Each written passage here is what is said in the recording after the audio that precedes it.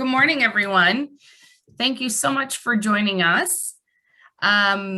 We are really excited to have this collaborative session.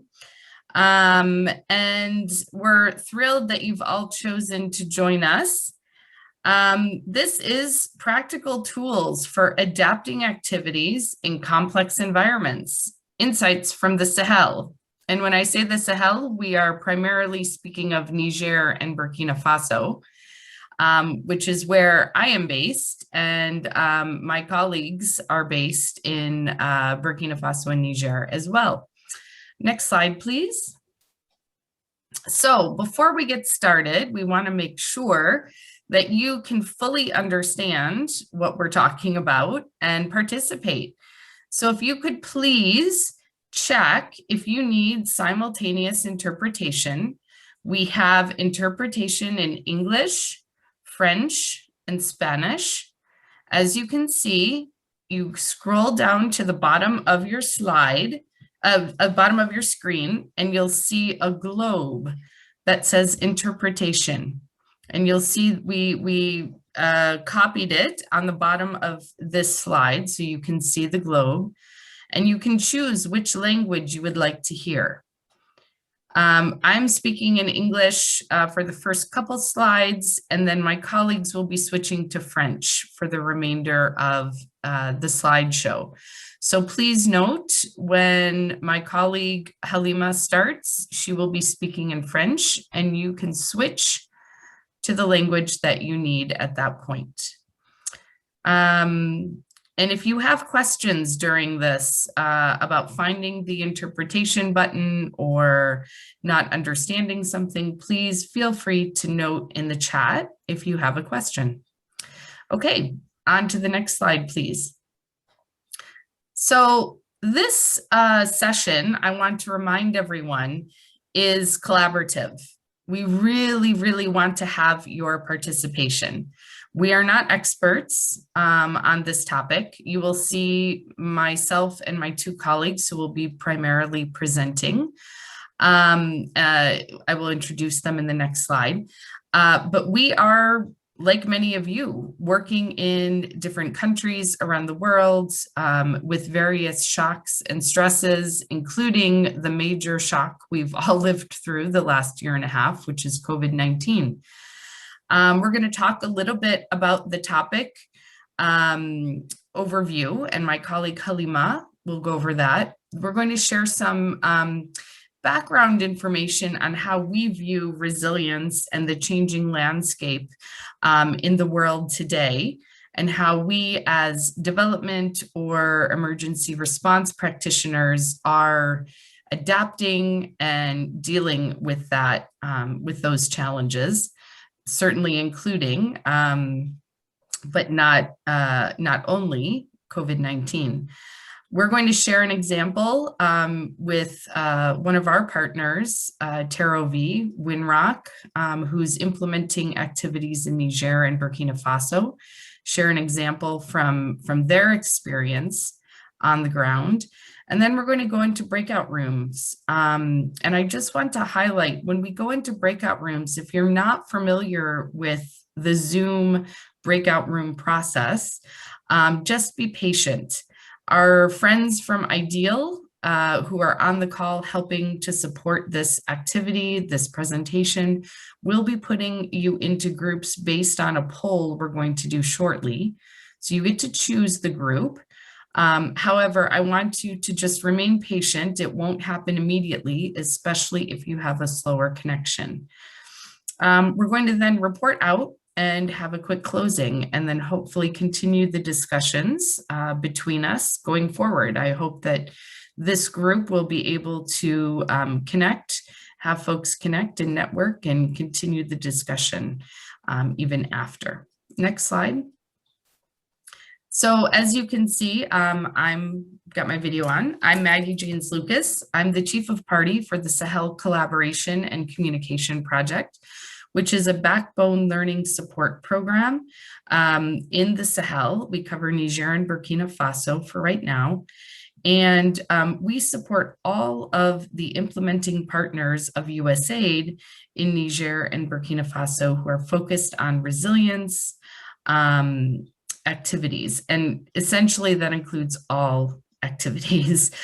So if you're working on countering violent extremism, if you're working on agriculture, if you're working on nutrition, we will most likely be working with your activity.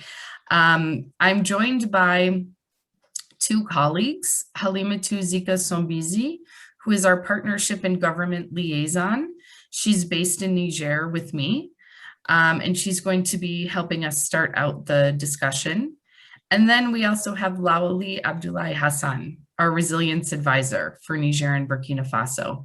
And he is based in Niger, but covers both countries and is currently in Ouagadougou in Burkina Faso. I also want to thank the Ideal team because they were really instrumental and supportive in getting us set up. And we have several of our colleagues from the Sahel Collaboration and Communication Project online who will be helping us moderate some of the breakout rooms. And with that, I want to go to the next slide, and I believe I'm going to pass it over to Halima. Thank you. And at this point, I would ask you if you do prefer English, please go to the interpretation globe and click English because Halima will start the presentation in French. Thank you and enjoy. We look forward to the discussion. Over to you, Halima. Merci beaucoup. OK. Thank you, Maggie. Bonjour à tous et bienvenue à cette session. OK. Donc, j'espère que vous m'entendez bien. Et donc, pour la plupart des activités financées par le Bureau de l'aide humanitaire de l'USAID, les environnements opérationnels sont devenus complexes, dynamiques que jamais, en particulier avec le choc initial et le stress continu de COVID-19. En effet, de nombreuses zones d'intervention qui étaient auparavant axées uniquement sur le développement à long terme sont maintenant confrontées à un réseau complexe de crises prolongées. Ainsi, il est nécessaire qu'il y ait des ajustements fréquents, qu'il y ait des pauses, des réflexions et des adaptations à l'insécurité croissante au COVID-19 et aux autres pandémies et aux chocs et stress liés à la variabilité et au changement climatique. Les projets comme le Sahel Collaboration et Communication, qui soutient l'apprentissage de Backbone et les autres partenaires de mise en œuvre, testent des stratégies pour adapter les activités en réponse. Et nous voulons, à travers cette séance, entendre et partager avec vous certaines stratégies. Next slide.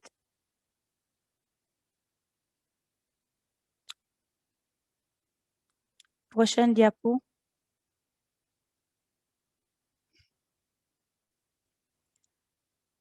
Donc, Julia, à vous.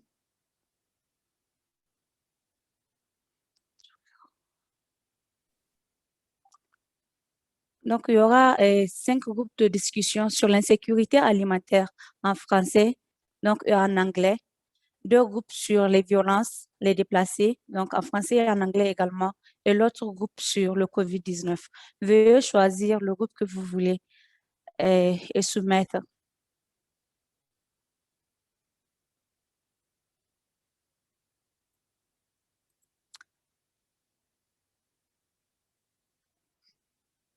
Prochaine diapo.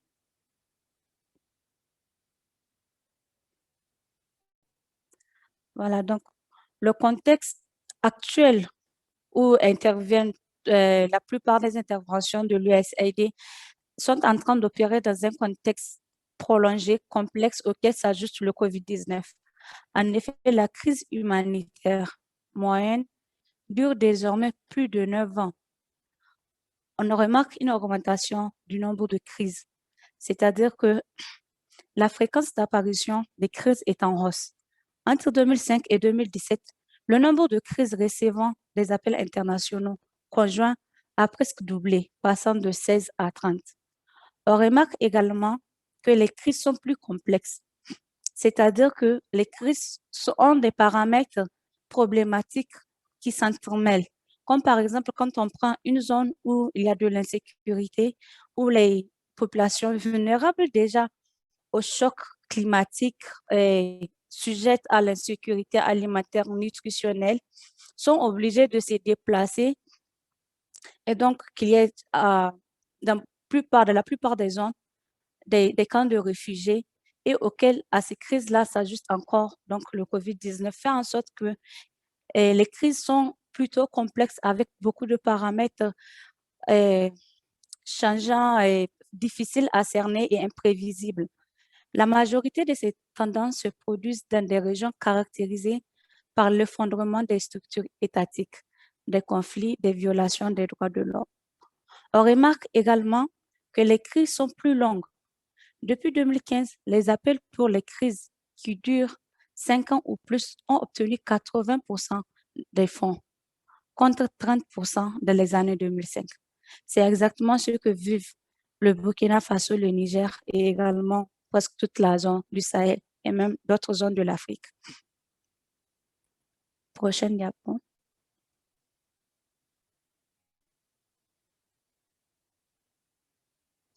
Ici, quelques exemples de la situation de crise dans la zone des trois frontières au Burkina Faso, à Gao au Mali et à Tillabéri au Niger, où il y a des milliers de déplacés dus au conflit qui opèrent dans leur zone. Et c'est pareil quelque part en Afrique, comme par exemple en Ouganda, où le camp de Bidi Bidi reçoit des Sud-Soudanais plutôt réfugiés. Next.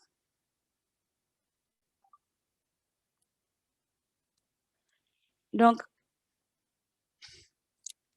les interventions actuelles sont en train d'évoluer dans un contexte de trois chocs, de 3C, de chocs de 3C du moins. Il y a la montée des crises dues au conflit, une urgence climatique qui est croissante et le COVID-19 qui a entraîné un effondrement économique et la famine.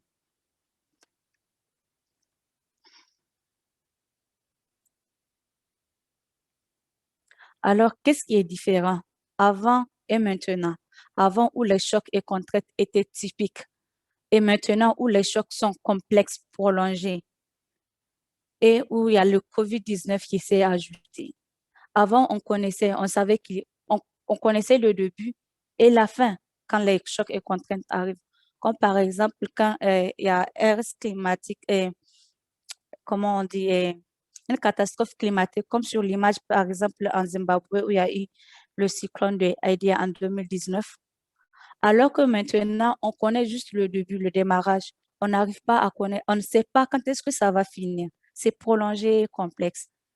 Avant, les chocs s'est limité à 1 à 3.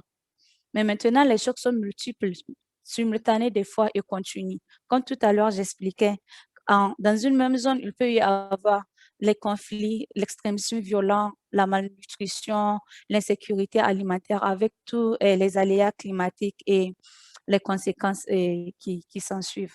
Donc, avant, quand il y avait les chocs et contraintes typiques, on pouvait faire un planning pour savoir comment se relever. C'est une préparation, un plan vraiment dressé, une voie claire vers le rétablissement et le développement. Alors qu'actuellement, dans le contexte où on est, il n'y a pas de chemin linéaire vers le rétablissement ou les objectifs à long terme. Avant, il était souvent possible d'anticiper, donc de prévoir ce qui va arriver et de se préparer pour atténuer ou s'adapter en anticipant. Mais actuellement, il est difficile d'anticiper les chocs. Et il y avait aussi, et avant, les mesures de préparation ou d'adaptation, ce que je disais tantôt.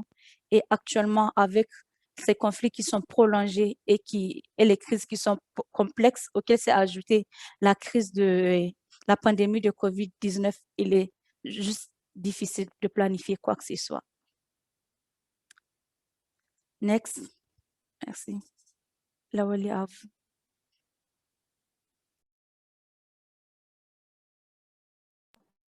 Merci beaucoup, Alima. Et bonjour à tous. J'espère que tout le monde me reçoit très bien. C'est ça. Donc, oui, j'aimerais vous prendre par rapport à ce qu'Halima a fait. Donc, pour vous parler en tout cas de comment renforcer en tout cas la résilience dans les crises prolongées. Donc, c'est justement pour vous parler en tout cas des 3 capacités de résilience. La première des choses, il faut mieux se préparer en s'adaptant aux chocs et tensions existants.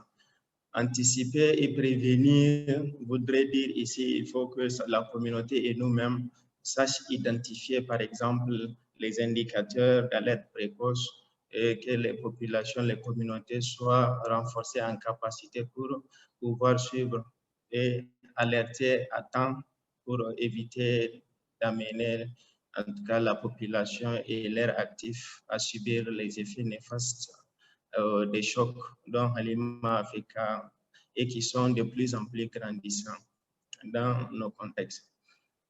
Donc, il y a aussi la capacité de transformation.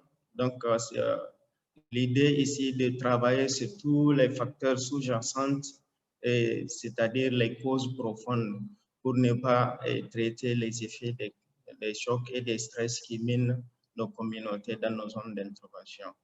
Je voudrais parler ici de toutes les préparations, de tous les plans, le plan d'action de développement villageois, les business plans, en tout cas toutes les actions à long terme de développement qu'on pourrait aider la communauté et nous-mêmes à entreprendre ensemble de façon conjointe et participative pour développer en tout cas ces capacités à la communauté pour continuer leur développement à long terme avec ou sans l'appui extérieur. Diapo suivant. Alors, donc, cela m'amène à vous parler de 4 façons de travailler différemment. La première des choses, si on comprend bien la présentation de ma collègue Halima, on comprend que nous sommes dans un contexte différent, un contexte émaillé par des crises multiples et multiformes. Elle a parlé des 3, c'est les conflits, les chocs et aussi le Covid-19 qui s'ajoute maintenant. Donc, pour mieux comprendre cela, il faut une analyse conjointe non seulement avec les intervenants, avec aussi les participants, c'est-à-dire la communauté, l'État et aussi même la société civile et la recherche pour faire une analyse du contexte. Par exemple, à Mercy Corps, notre approche attention et stress qui est une méthodologie qui aide les équipes sur le terrain à appliquer la pensée de la résilience dans les contextes humanitaires ou de développement. Donc, c'est pour nous dire que ici, ça va nous aider à approfondir notre compréhension même des risques et des systèmes sur lesquels nos communautés peuvent nous aider à ajuster nos interventions et aussi nous aider à voir comment faire et ce qui va nous aider à maintenir le progrès vers le résultat du bien-être de la communauté.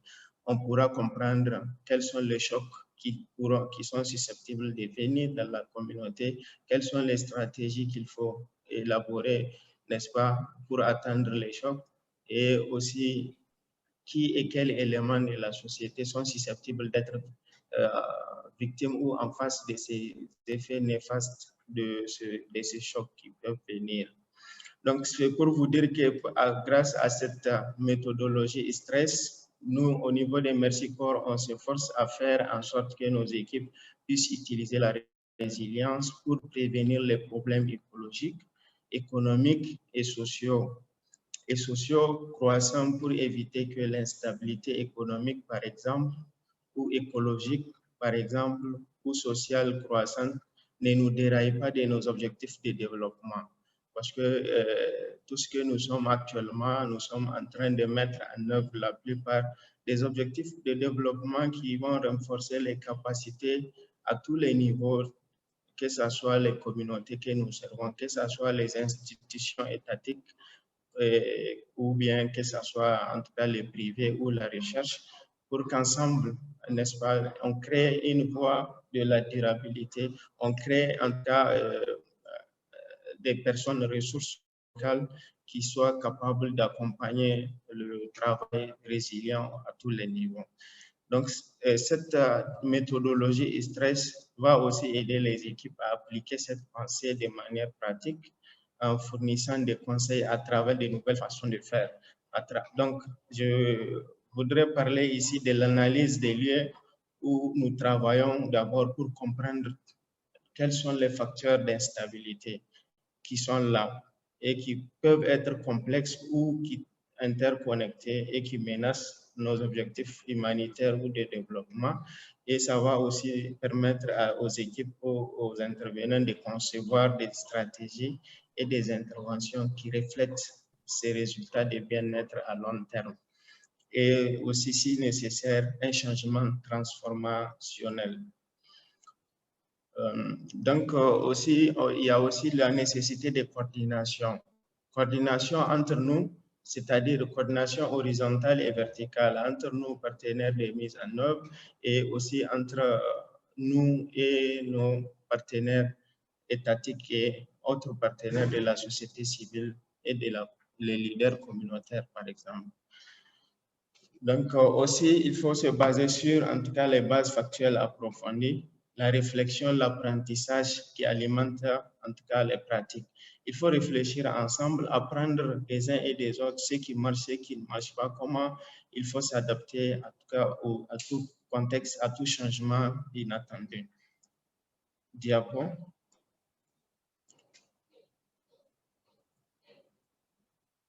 Alors, donc, toujours pour expliquer, en tout cas, le processus ou la méthodologie d'analyse du contexte, il faut, chez nous, nous basons sur 4 ou 5 questions d'orientation. 5 questions d'orientation qui vont nous permettre d'aller plus loin et de comprendre véritablement le contexte. La première question consiste à dire résilience de quoi? Donc, ici, c'est pour identifier tous les systèmes sur lesquels on doit travailler pour les rendre résilients. Si c'est par exemple le système économique sur lequel l'intervenant est en train de travailler, ou écologique, social ou environnemental, il faut qu'on les identifie, qu'on les classifie et qu'on voit leur degré de vulnérabilité par rapport à tous les chocs présents. Donc, la seconde question va nous amener à dire résilience pour qui? Dans la communauté, nous avons par exemple les jeunes, les femmes, les personnes vivant avec handicap, ou bien si je voudrais par exemple parler des catégories socio-professionnelles, nous avons les éleveurs, les agriculteurs, en tout cas des gens qui n'ont pas forcément les mêmes centres d'intérêt et qui n'ont pas le même degré, n'est-ce pas, de vulnérabilité dans la communauté. Donc, c'est en tout cas ici l'occasion de les connaître et de comprendre leurs besoins spécifiques par rapport à leur degré de vulnérabilité et par rapport au nombre de chocs et de stress qui peuvent être présents dans la communauté pour se préparer en conséquence. La troisième question, c'est de comprendre résilience face à quoi?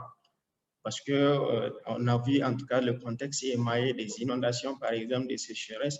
Ici, l'idée, c'est de faire ressortir tous les chocs ou les stress qui sont susceptibles de venir dans nos zones d'intervention pour ne pas être surpris et de faire un travail de priorisation par rapport à la récurrence des différents chocs et aussi par rapport à leur degré de nuisances dans la communauté et par rapport même souvent à la couverture ou à l'étendue du choc quand le choc arrive, pour voir, en tout cas, faire une analyse complète et pour avoir une idée de quels sont les principaux chocs en matière de dégâts pour la communauté.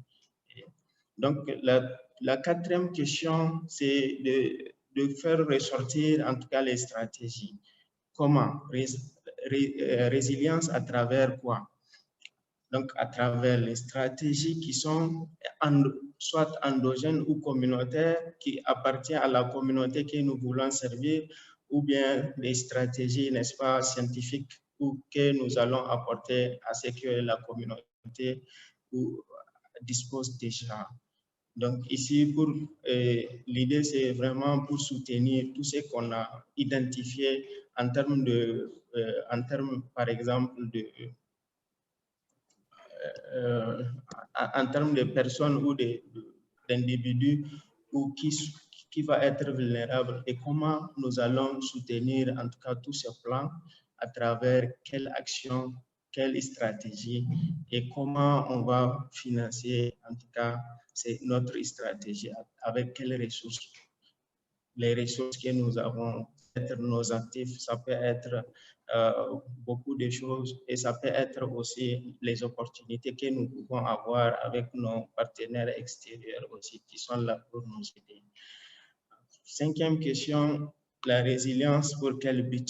Donc, ici, c'est pour dire qu'on ne peut pas intervenir, en tout cas, sur ces questions pour améliorer le bien-être de la communauté sans avoir un but. Par exemple, quand vous regardez nos interventions actuellement de RISE2, toutes les activités ont les buts très clairs autour desquels ils vont faire leur analyse pour sortir leur plan et comment ils vont aider la communauté à aller vers l'atteinte de ce but.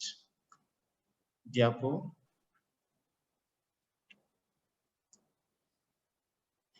Alors, donc ici, c'est pour montrer que les systèmes qui sont importants dans une crise complexe ou quand le contexte est extrêmement fragile. Quand le contexte est extrêmement fragile, par exemple, quand nous sommes au milieu d'un conflit, comme nous le voyons aujourd'hui dans le Sahel, il y a des conflits qui amènent la population à se déplacer. Et donc, si on est en face d'un conflit ou d'une inondation ou tout autre type de choc, par exemple, qui peut amener en tout cas une rupture de confiance entre les citoyens et la partie étatique, par exemple le gouvernement local. Donc, nous allons rechercher en tout cas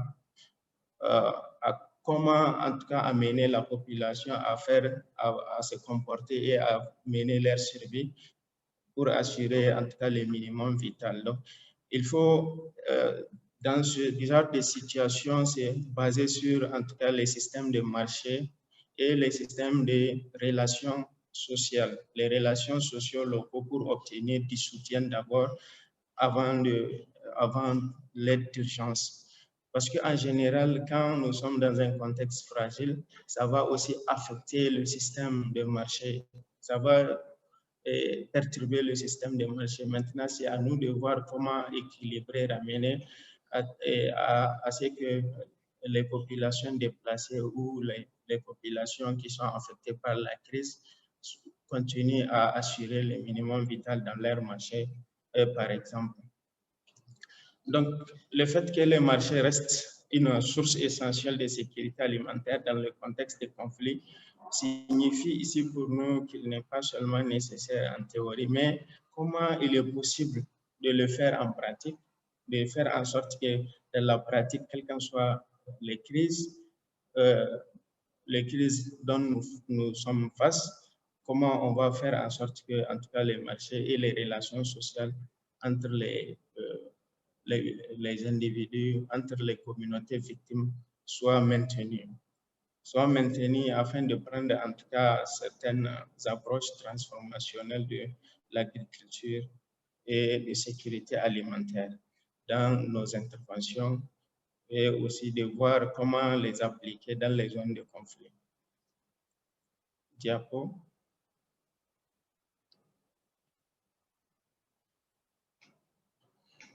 Alors, ici, nous allons parler de comment appliquer tous ces cadres. La première des choses, c'est la conception de nouvelles propositions pour affiner en tout cas la logique de nos programmes. Affiner la logique de nos programmes parce qu'on est appelé à faire des pauses et des réflexions pour voir ce qui marche bien, ce qui ne va pas et comment on va faire avec le nouveau contexte qui s'impose à nous. La deuxième des choses, c'est explorer comment une seule activité ou le programme humanitaire de développement ou de consolidation de la paix contribue à la résilience et aux objectifs de paix et de développement à long terme. Ici, c'est de développer les relations des nexus pour montrer la complémentarité entre les interventions humanitaires et de développement, de telle sorte que l'autre ne doit pas être un frein pour l'autre, mais plutôt un pont pour l'autre. Par exemple, les activités humanitaires doivent être un pont pour aller vers les activités de développement et de résilience, en tout cas, c'est en cas de crise complexe, au lieu qu'ils se voient comme des concurrents. Donc, à ce titre, ils doivent se parler et faire des programmes de développement, des plans d'action ensemble avant la crise, ou bien avant que les crises ne se compliquent. Il y a aussi l'examen, et on examine comment les efforts collectifs de plusieurs programmes et acteurs s'additionnent. Donc, ils vont s'additionner ou pourraient mieux s'additionner pour accélérer le progrès vers une meilleure résilience et des objectifs de paix et de développement en cas de crise. Donc, ici, c'est de voir ensemble toutes les questions, en tout cas de complémentarité, d'intégration, de séquençage entre nos interventions pour amener cette complémentarité qui est de favoriser la duplication. Ceci va nous permettre, en tout cas, de corriger ensemble les causes sous-jacentes de la vulnérabilité pour aller vers l'impact collectif en cas de crise prolongée. Diapo.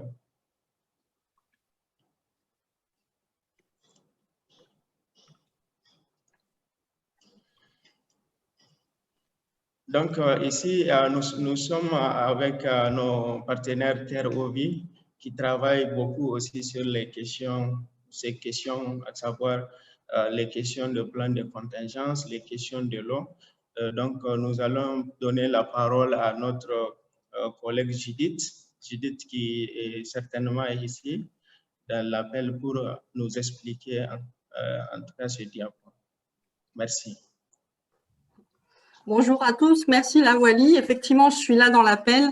Donc, je suis Judith Lanty-Sidibé de l'activité Terre aux Vies qui est mise en œuvre par Winrock International et nous faisons partie du projet RISE 2 de l'USAID.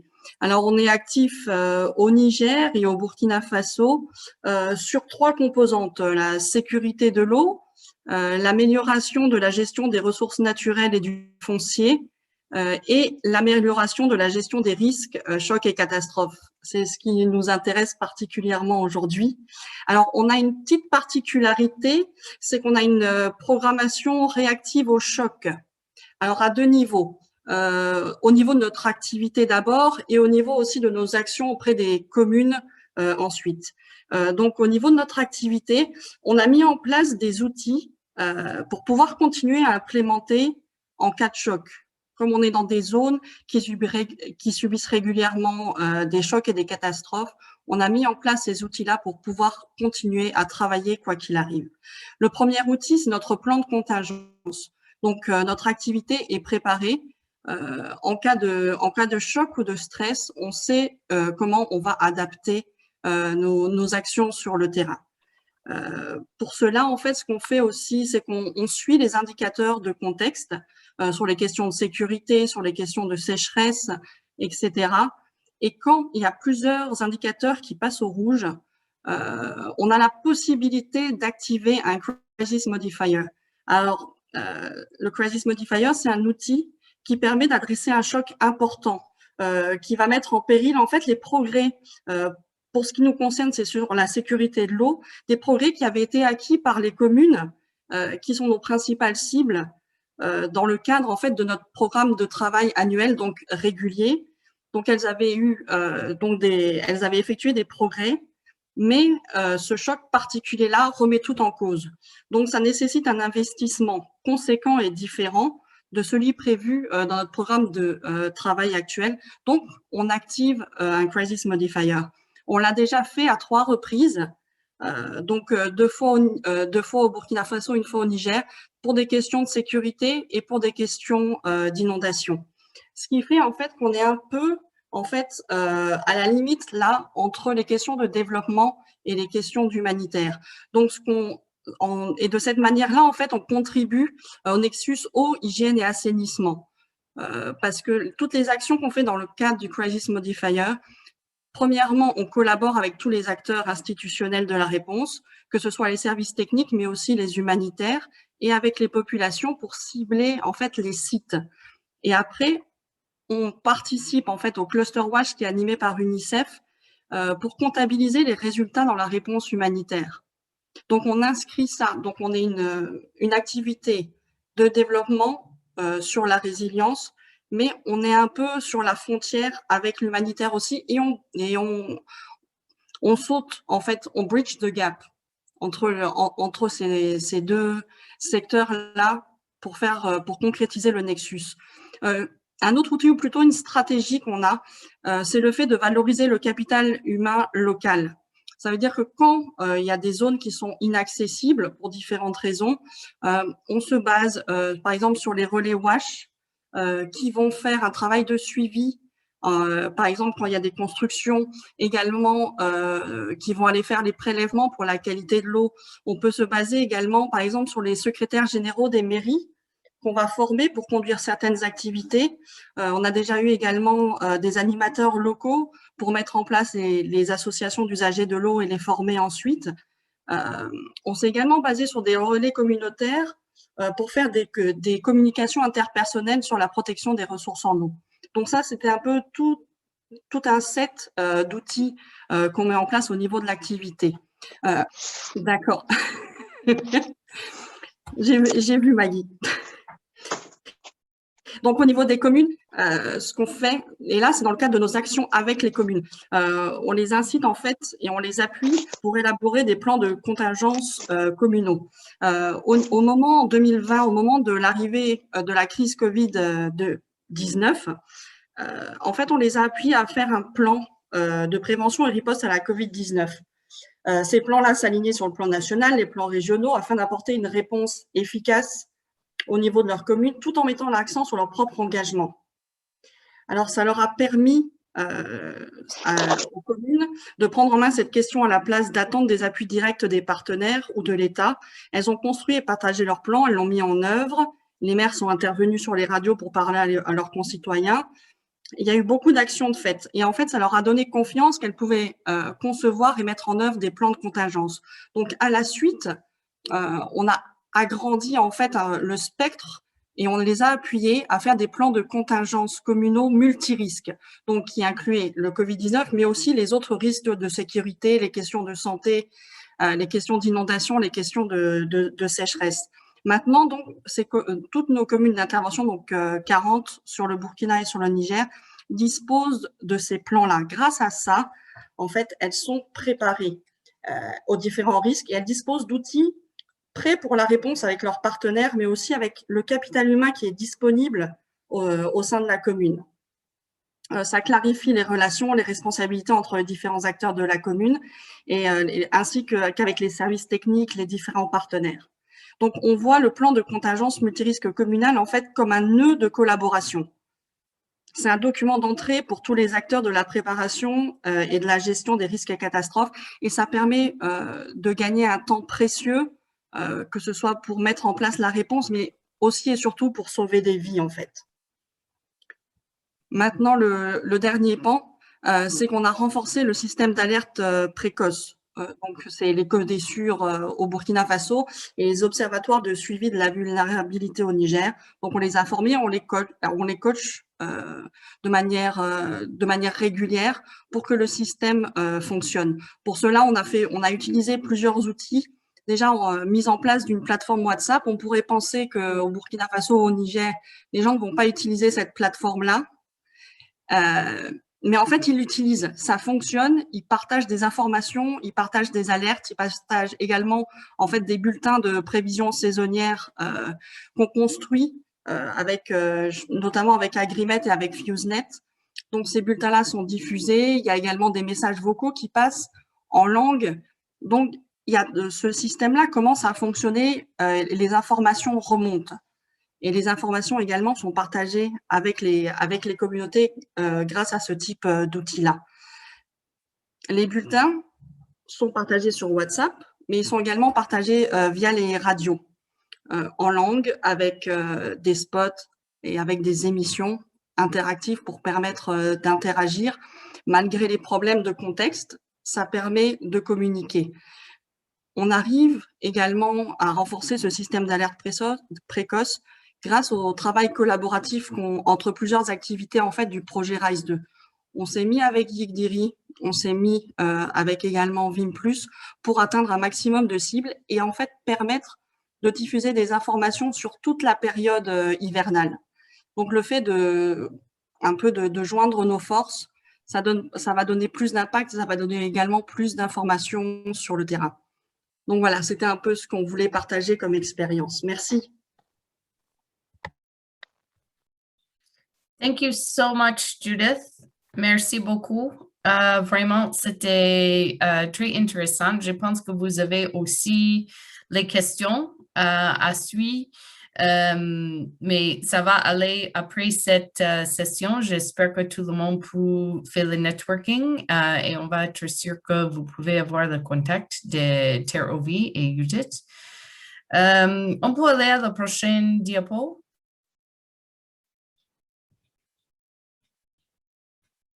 OK, ça c'est notre dernière diapo. C'est juste les ressources. On va vous envoyer la présentation. Ça sera disponible en ligne avec Ideal. Vous allez voir aussi, on a quelques exemples en général. Les documents d'approche. Il y a aussi les documents de recherche et évidence, spécifiquement aussi pour les différents pays, mais aussi pour le Niger, aussi pour notre projet Sahel Collaboration and Communication.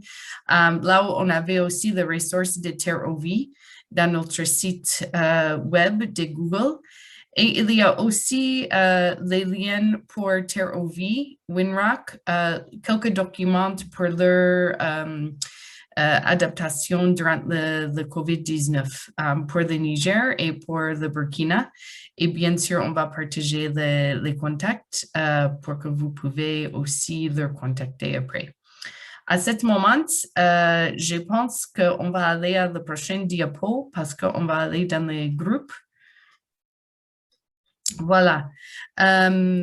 Si vous n'avez pas répondu au sondage, il faut noter dans le chat box le numéro de groupe que vous souhaitez joindre dans le chat.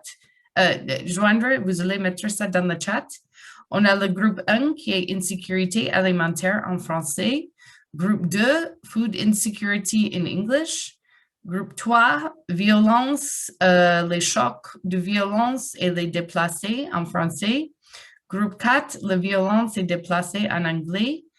Et groupe 5, COVID-19 en anglais. Il faut noter qu'on a moins de personnes dans le groupe 3 et groupe 4. On avait décidé de mettre ça dans un seul groupe, mais on va avoir les interprètes avec nous. Ça veut dire que vous pouvez parler en français ou en anglais dans le groupe 3 ou 4. À ce moment, on va prendre avec Julia qui va nous déplacer dans tous les groupes. Et il faut avoir un peu de patience parce que si votre connexion est un peu lente, ou bien, en tout cas, ça prend beaucoup de temps. On est plus de 70 personnes dans le grand groupe et on doit partager tout le monde dans les différents groupes. Et voilà, merci beaucoup. Après le breakout group, on va avoir une petite sommaire et un petit partage de discussions. Et bien sûr, les diapos et les enregistrements, ça sera partagé avec vous tous. Je passe la parole à Julia pour nous aider d'aller dans les breakout groups. You'll all be automatically sent into the breakout rooms. Again, if you did not choose your room yet in the poll, please send a message in the chat with the group you would like to join. The violence IDPs group will stay in this main room with the interpretation.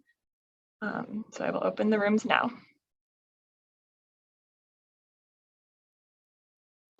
Et à toutes, Oh, Maggie. Bonjour. Hi. Are you guys okay? Hi. Yes. Fine. Great. I think everyone's coming back from their breakout sessions.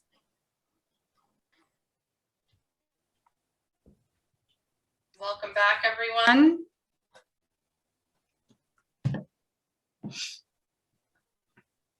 Okay. I think just in the interest of time, we do want to hear brief. We've got about 10 minutes. So we do want to hear briefly 1 to 2 minutes, no more, from each of the breakout groups.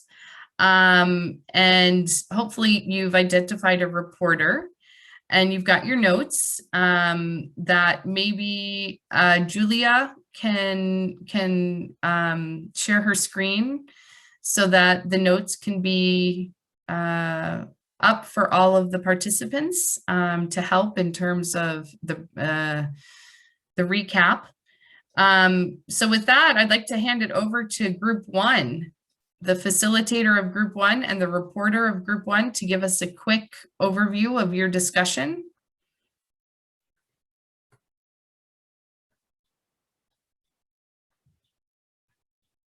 Who's the facilitator for Group 1? OK. Merci à tous, à tout le monde.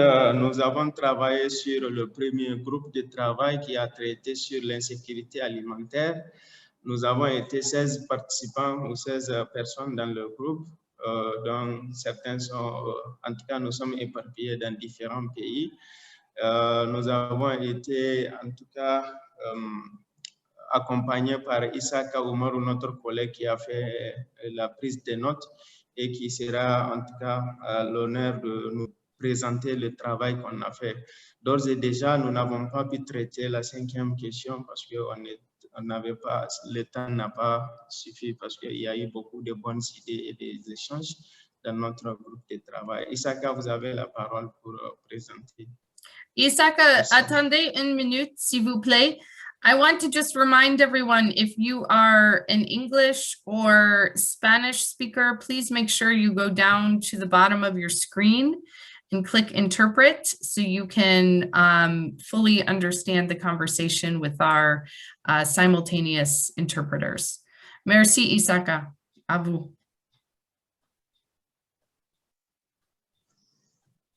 Merci. Je peux aller? Oui, oui, vas-y, une minute, s'il vous plaît. OK, merci. Voilà les 4 questions auxquelles on a répondu, les réponses à ces 4 questions. La première question, qu'est-ce qui a résonné en vous dans cette présentation? On a retenu, il y a trois aspects qui ont été cités. Les chocs sont changeants et il est difficile de prévoir leur fin. Les chocs sont aussi plus fréquents que par le passé. Il y a une volonté d'analyse intégrée des chocs pour mieux agir. Et il y a l'identification des indicateurs de contexte pour un meilleur suivi.